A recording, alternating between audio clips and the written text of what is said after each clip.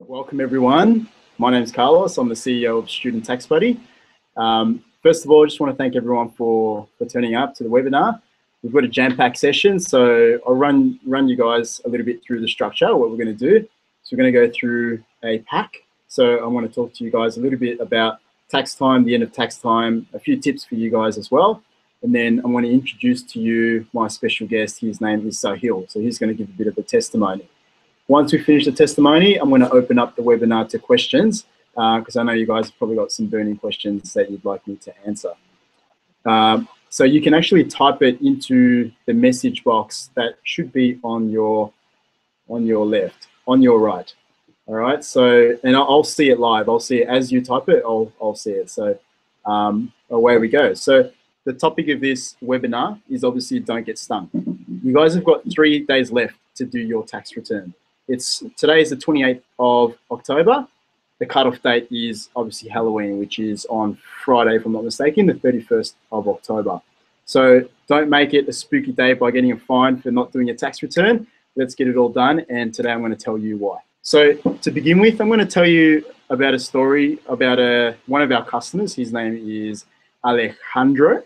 Okay, so Alejandro is an international student who's been here in Australia for over 5 years. At the time when he became our customer. Now, he's been here for 5 years, and at the moment, he's doing really well here in Australia. He's being sponsored by his company, so he's now a full-time chef. So congratulations to him if he's listening. Then his next step when he came to see us was to apply for his PR, so his permanent residency. And when he came to see us, he hadn't declared his tax return for over 3 years, and he had received a letter from the ATO. It was a warning letter explaining to him that he hadn't declared for the last 3 years, and because he was applying for his visa, his immigration officer actually queried the overdue tax returns. So that's what prompted him to go and see a tax agent. So one day when he was with one of his mates, I'm friends with his mates, so as you know, when there's mutual friends, you recommend your friends. So he said, go and see Carlos and his team, and they'll fix you up. So basically what happened is he came to see our tax agent, Lewis, and this was his problem. He was in Australia for 5 years. I put 2 years there, but it's actually 5. He had 3 years of overdue tax returns, and he had already had 2 audits from the tax office for claiming expenses without receipts. Plus, he had an ABN, and he hadn't declared any income through his ABN. So you can see there's a bit of a problem there. He hasn't declared for 3 years, plus he had already been audited the first 2 years that he was in Australia, plus he has an ABN that he didn't declare any income through. So basically, he spent a bit of time with our tax agent, Lewis, and this is what Lewis recommended. Let's apply for all 3 of your tax returns, which is the first step. So we applied for all 3 of his tax returns. And unluckily for Alejandro, he got back his notice of assessment. Instead of receiving his refund of $2,500, he actually got a fine of $3,000 on top of that. So he didn't receive anything. He didn't receive his refund. He did have his tax returns completed, but now his new problem was that he had a fine with the tax office. So what our tax agent Lewis did was he made an appeal to the tax office, and that was quite successful. So the fine was remitted, and the fine was remitted, and Alejandro actually received his refund of, it was roughly between $2,000 to $2,500. So number one, the point that I want to get to this is, if you leave your tax returns for 1 year, yes, you could probably slip under the radar with the tax office.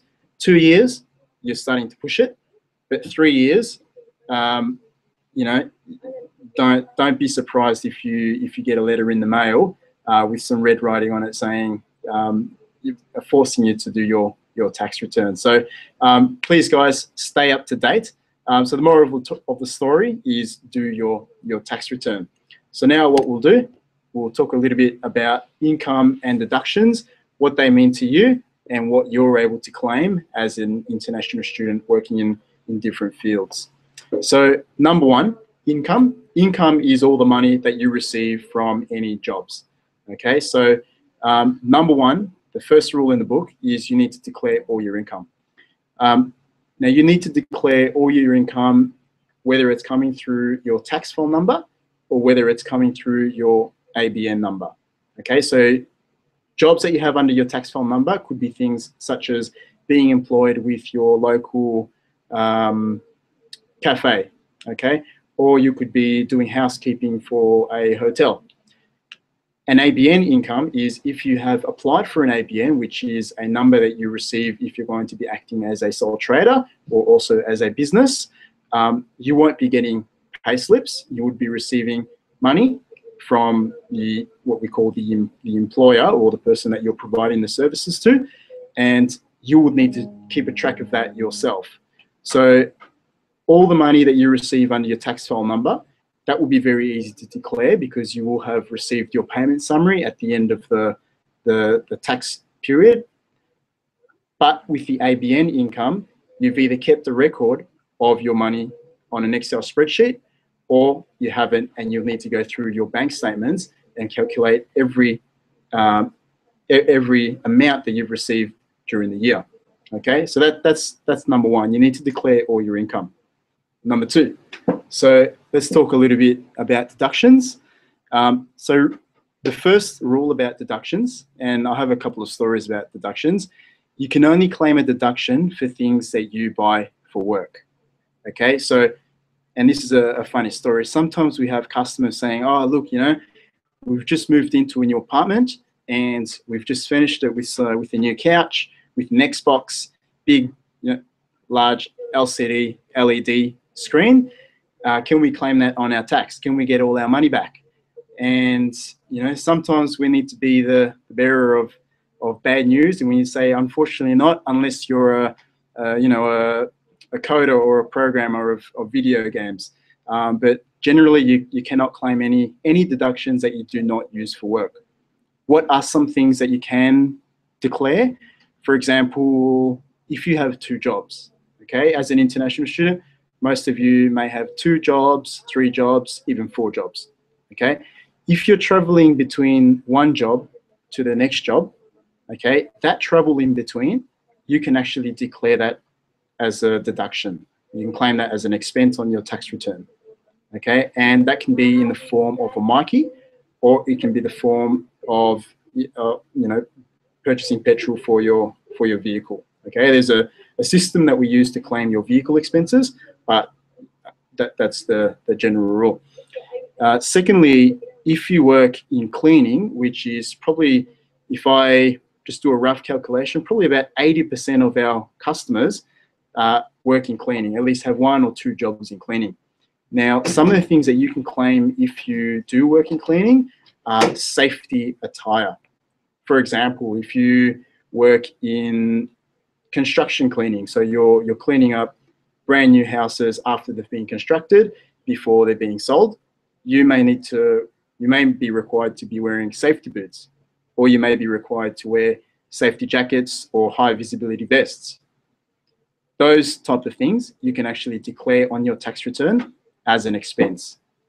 Okay, but please make sure you keep your receipts, because if you don't keep your receipts, there's no way for you to prove to your tax agent or to the tax office in the case that you go for an audit. Okay, another job that a lot of students have is working as a waiter or working as a waitress. Some of the things that you can claim, there's not a lot of things that you can claim working as a waiter or a waitress, but if you do any courses to get you into the job, for example, you've done an RSA course, which is the responsible service of alcohol, you can actually claim that amount on your tax return. So if I'm not mistaken, it's roughly about $60 or $70. You can actually reduce the amount of tax you're paying if you keep that receipt and you claim it on your tax return. Secondly, if you've done a course such as the barista course, you can claim that as well. And I think the barista courses can be a little bit more expensive, $100, $200. So make sure you keep your receipts, guys, because you can claim that later on your tax return, and that's how you guys can maximize your refund. Okay. So if you guys have any questions regarding deductions, more than happy for you to send them through on the chat. And when we get to the questions section, I can answer them for you as well. Okay. So I'll go to the next slide. Okay. So we get a lot of customers coming in and wanting to do their tax return for 2014, for the year that just went by. And we get it all organized, but we can't really change too much on what's already happened. So if they haven't kept receipts, we can't pull out receipts out of thin air.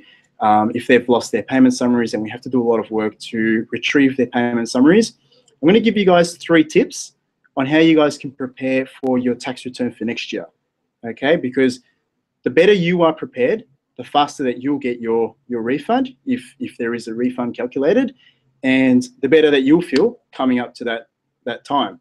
Because sometimes they can be quite stressful, because you may not have all your documents, and it may seem a little bit boring to do your tax return as well, even though there might be some cash that you might get in your pocket. So 3 tips. So number 1, get organized, guys. Get really organized. So if you do work in cleaning, if you do have 2 jobs, keep those receipts. There's a lot of apps you can get these days. There's one called Shoeboxed. And if you have an iPhone, it will allow you to take a photo of your receipt and keep it on your cloud, or you can even download it onto your computer. It's going to make it easy for you guys, so you don't have to keep a shoebox, you don't have to keep a folder, and you don't need to worry about losing your receipts. Okay, as long as you snap a photo, come tax time, as long as you can send those photos via email to your tax agent, or you can have them because you need to have them for between 5 to 7 years in case of an audit. You can always go back to your electronic copy. They are accepted. Second of all, update your address. So how many times have we had customers saying, oh, look, I've moved around between one unit to another unit. I've lived in 3 different apartments during my time in Australia.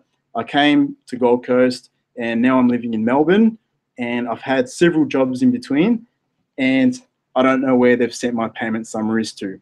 So a simple job of preparing a tax return for someone that has all their documents ready becomes a very difficult job, trying to retrieve all the payment summaries for that person. Because it is a legal requirement for your tax return to declare all your income. If you can't present all your payment summaries, and those payment summaries are not available on the pre-fill, then you're in a little bit of trouble. I'll tell you why. Let's just say that you're declaring an income of $10,000 with 2 payment summaries, and you lost your 3rd payment summary, and that 3rd payment summary was an extra $10,000. So in total, you should have been declaring $20,000, but you've only declared $10,000. What will happen is, if that payment summary comes to light, or if the tax office gets informed that you haven't declared your 3rd payment summary, what will happen is they will recalculate your tax return for you, and they will ask you to pay back any tax that's due. So it's better for you to be organized, update your addresses wherever you're moving to, so you do collect and you do receive all your documents ready for tax time.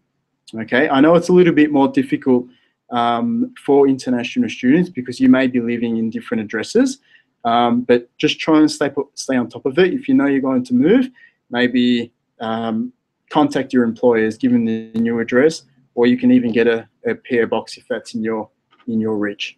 The third one. Now, I'm sure there's a lot of you that have heard the word tax, claiming only one tax-free threshold for your main job. Basically, I'll just explain what the tax-free threshold is. In Australia, for low-income earners, there's a limit of $18,200. If you earn below that, if you've paid tax during the year, you'll get it all back if you're a resident for tax purposes. And you're a resident for tax purposes if you've been in Australia for 6 months or more, or if you're an international student and enrolled in a course, that's 6 months or more. Now, what is the problem with the tax-free threshold? If you have 2 jobs and you claim the tax-free threshold on both jobs, what that's going to mean is that both those jobs, if you earn under the threshold of $18,200, you're not going to be taxed, or your tax is going to be very little. When it comes tax time, if both those jobs, the income from both those jobs are added together and they equal over 18,200, you're going to need to pay tax.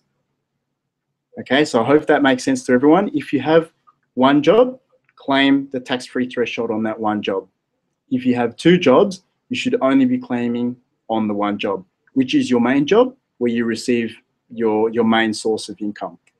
Now, feel free to contact us after this webinar, because we will have some resources, step-by-step instructions on how you can fill out the tax file number declaration form. And I'll just move over to that slide now. Okay, so this is a quick snapshot.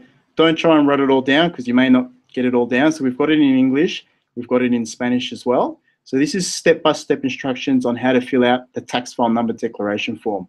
You'll know the form. It's a pink form. Whenever you start a job, they'll give it to you for you to fill out. So you'll see those questions 1 to 11, and you're required to fill them all in. Okay, this gives you step-by-step instructions on how to fill it in correctly, whether it's your first job, your second job, and whether you're a resident for tax purposes or not as well. More and more these days, we're getting a lot of customers with an ABN.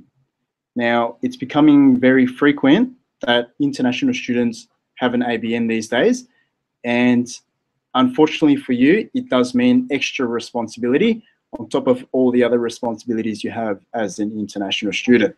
So I've written 3 things down that I'd like to talk to you about.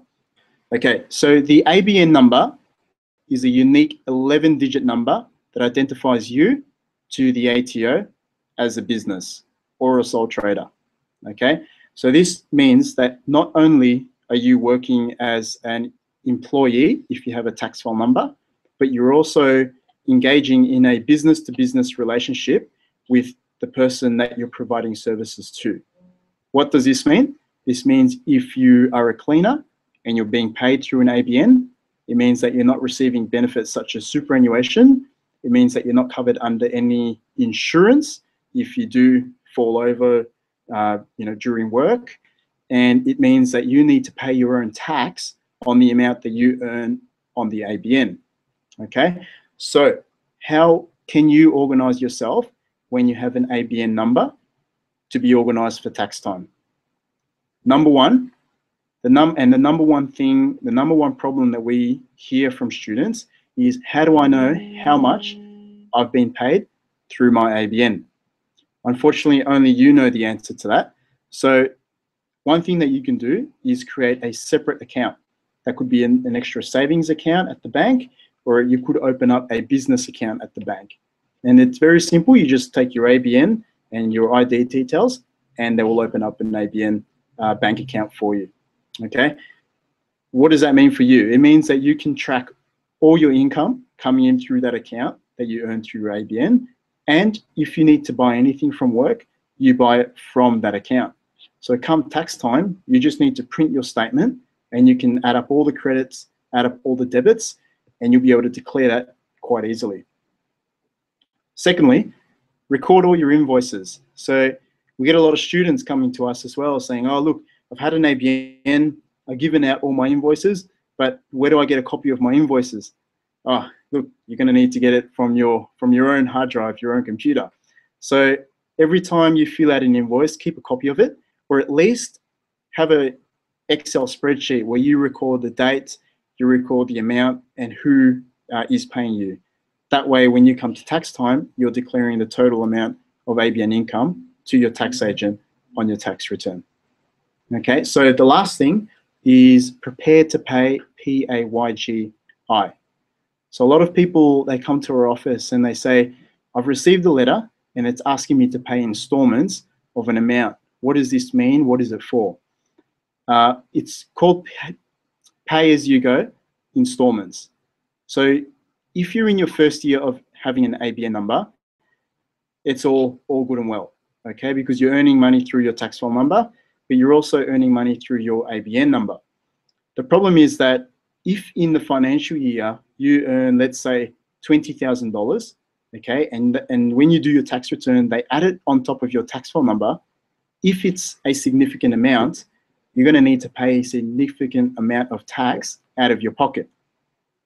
What the tax office does to prepare you for this is they say, okay, based on your last year's income, we estimate that you're going to make X amount of dollars for your next for this financial year.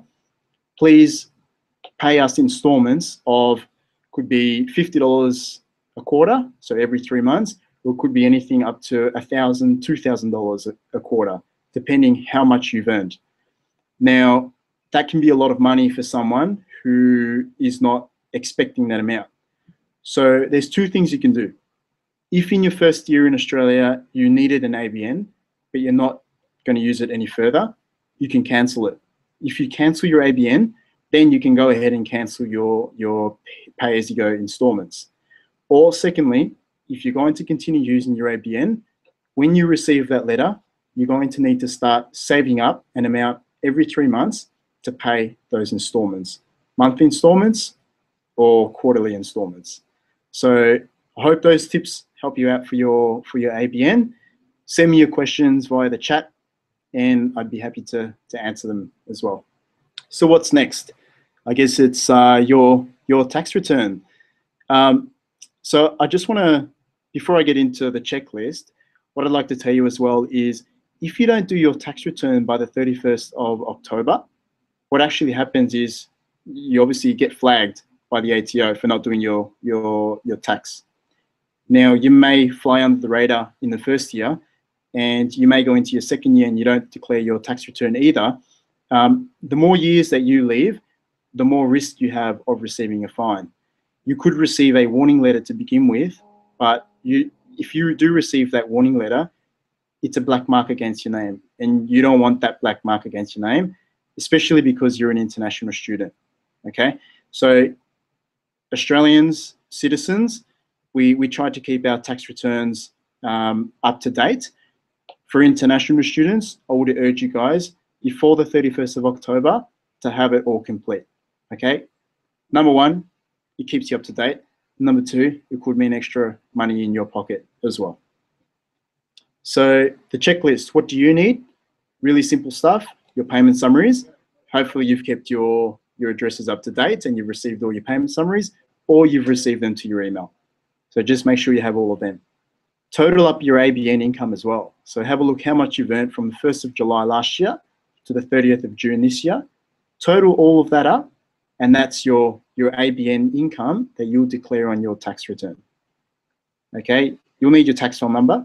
Okay, there's been quite a lot of students that come to us without their tax file number, and it's quite a difficult task to try and retrieve it from the tax office. So just make sure you guys have that. And lastly, if you do have a extra bank account where you save up to pay for your studies, please check that account, because that account may accrue some bank interest. And that bank interest in Australia, we need to declare that as an income. So we add that together to your tax return. So some people may have $2, other people may have $200, depending how much they save. So just have a look in that account and have a look if you have any bank interest. Really easy, just give your bank a call or have a look at your online bank statement or summary. That should say it for you. Okay? So, as a special offer that I'd like to offer everyone that's currently on this webinar is buy one, get one free, not the beer, but a tax return. So if you're on this webinar today and you've registered on the webinar, then you can, if you do your tax return with us, Student Tax Buddy, bring a friend along and we'll give a tax return to them for free, okay? You can even split the amount between both of you and you'll have 2 tax returns for the price of one, or half the cost of 1 tax return each. So if you have any questions, guys, jump onto the chat, send them over. And what I'd like to do now is I'm going to introduce you to Sahil. Sahil has been a customer with us, and he would like to talk about his experience with Student Tax Buddy. So I'll bring him over and you guys will get to meet him. Hi guys, my name is Sahil. I'm an international student living in Melbourne for 1 year. I was too tired and too much weird of the tax department, and I didn't know what to do and where to go. Then I met Carlos, He's the CEO of the Student Expertise, and this organization is one of the best organizations to help the international students in the taxation hub. I filed my ABN with the help of callers, and I never knew it could come in one day. My friends were telling me that ABN takes 10 days, and it got a huge application. I just went to Carlos and asked him that I need to apply my ABN to do in the cleaning company. And he just asked some documents, and I just emailed him. And after very next week, he said that your ABN is here, and you're ready to go with that. I was pretty much surprised and pretty much happy with these services. The second service I got from this student expertise was the tax return. It's a whole lot of bunch of big problems applying your tax return, and you go through many agents and they charge you a lot, but they don't give you that quality of services. Whereas student expertise doesn't believe in quantity services, they believe in quality services. So that's how they build the relationship with the customers, and that's how they build a relationship with me. My tax return came very quickly, and it was all in a proper way. No fraud cases. I just applied with my right documents, and he guided me, and all went good. I highly recommend you and your friends to try student expertise for once and see how the results can improve your life. Thank you.